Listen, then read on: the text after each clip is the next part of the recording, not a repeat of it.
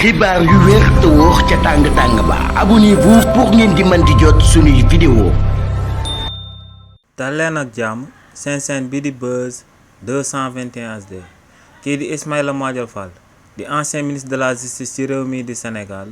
ginnaaw bañ ko njëkkee woon a convoqué ci haute cour de justice daal di koy takkal ak bracelet électronique ba noppi daal di koy placé sous assignation à la résidence ci akub dossier de corruption bi nga xam ne dañ ko ciy tuddoon kookee di Ismaïla Madior Fall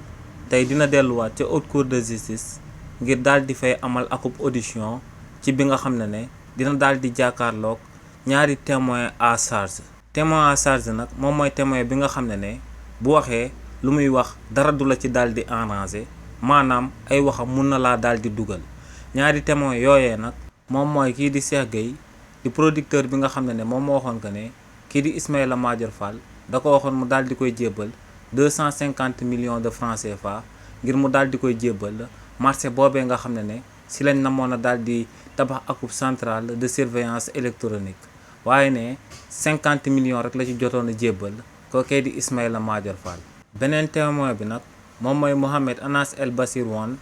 di ki nga xam ne moom moo nekkoon directeur des constructions te mu teewe woon ginnaaw ba kookee di Cheikh Gueye di daan jébbal kii di Ismaïla Madior Fall 50 millions de francs CFA yi ne li ni mel ba muy am moom da koo daal di teewee te kookee tamit tey dina ñëw